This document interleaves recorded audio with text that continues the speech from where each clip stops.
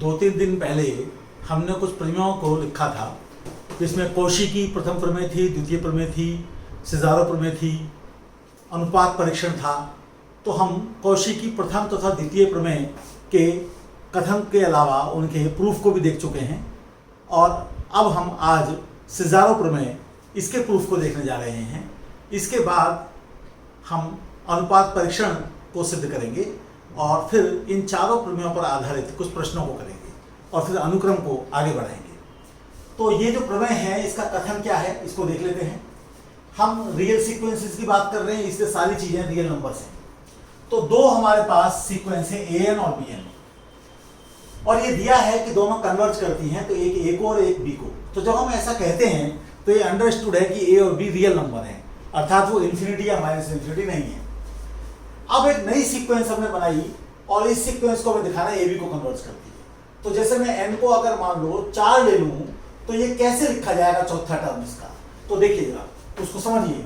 a1 b4 plus a2 b3, a का suffix बढ़ता जाएगा, b का कम होता जाएगा, a3 b2 plus a4 b1, ये हमारे पास आएगा। हमेशा इनका सम 5 है और डिवाइडेड बाई आप 4 करेंगे, तो n को 4 रखने से ये मिल रहा है। ऐसे ही n को 1 रखने से मिलेगा a1 b1 अपॉन 1, एक n को 2 रखने से मिलेगा a1 b2 plus a2 b1 divided by 2। तो इस प्रकार की ये सीक्वेंस है, इसको हमें दिखाना है कि a b को कन्वर्ज करती है। तो साधारण जो हमारा तरीका है, तो हम उसमें क्या कहते हैं कि माना एप्सिलॉन ग्रेटर देन 0 कोई गिवन संख्या है, वास्तविक संख्या है, और फिर हम ये दिखा देते हैं कि दिस माइनस ए बी का मॉड लेस देन एप्सिलॉन किसी n नॉट के लिए जो पॉजिटिव इंटीजर है उसके लिए n ग्रेटर देन और इक्वल टू n नॉट लेने पर ऐसा हो रहा है।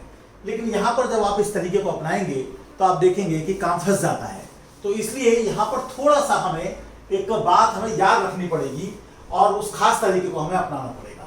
तो किसी भी एक सीक्वेंस के बारे में हम ऐसा मान लेते हैं कि वो a प्लस xn है।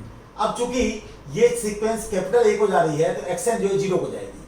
बाद में हम इस बात का यूज करेंगे कि xn अगर 0 को जा रही है तो मॉड xn भी 0 को जाएगी, उसे हम अलग से सिद्ध कर सकते हैं। अब इसके लिए हमने जो है इसके nth टर्म को ले लिया। हमने यहाँ पर चूंकि ये माना था an equal to a plus xn, तो a1 a2 an की वैल्यूज हमने रख दी। तो दो पार्ट हमारे पास बन गए, पहला पार्ट और दूसरा पार्ट। पहले पार्ट को हमने p कह दिया, दूसरे पार्ट को हमने q कह दिया। नेचुरली ये n पर डिपेंड करते हैं। अब हम कौशी की प्रथम प्रमेय से देखते हैं कि p ab को कन्वर्ज करता है। क्यों?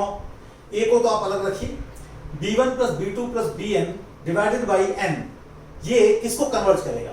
जिसको bn कन्वर्ज करेगा, और bn जो है वो b को कन्वर्ज करती है। तो कौशी की प्रथम प्रमेय से b1 plus b2 plus dot dot dot plus bn whole divided by n, ये हमारा b को कन्वर्ज करेगा। a हमारा कांस्टेंट था ही, तो ये पूरी क्वांटिटी हमारी जो है ab को कन्वर्ज कर जाएगी। अब चूंकि हमें दिखाना है कि ये ab को कन्वर्ज करता है, तो हमें दिखाना पड़ेगा कि सेकंड पार्ट जो है वो 0 को कन्वर्ज करता है। अब सेकंड पार्ट को 0 को कन्वर्ज करने के लिए, दिखाने के लिए हमने मॉड ले लिया। तो जब हम इसका मॉड लेंगे तो 1 अपॉन n तो मॉड से बाहर आ जाएगा, इन सब का मॉड हो जाएगा, और फिर मॉडुलस की प्रॉपर्टी लगाकर सब अलग अलग हो जाएंगे, और फिर प्रोडक्ट में भी उनको हम अलग अलग कर लेंगे। तो ऐसा करके हमारे पास अल्टीमेटली ये बात आएगी कि मॉड q इससे छोटा है। अब चूंकि जो bn सीक्वेंस थी वो कन्वर्जेंट थी, वो कैपिटल B को कन्वर्ज कर रही थी। खैर वो कन्वर्जेंट है तो इसका फायदा उठाकर हम कह सकते हैं कि वो बाउंडेड है। तो मान लो कि कोई एक पॉजिटिव नंबर m है जिसके लिए क्या हो रहा है कि हमारे पास जितने भी bi हैं सब के सब m से छोटे हो गए, तो ये फर्दर लेस देन हो जाएगा, यहाँ पर भी m हो जाएगा, यहाँ पर भी m हो जाएगा, सब जगह m हो जाएगा। m बाहर निकल आएगा, और जब m बाहर निकल आएगा तो क्या स्थिति बनेगी? m हमारे पास बाहर आ गया, n हमारे पास नीचे था ही, अंदर की तरफ ही आ गया।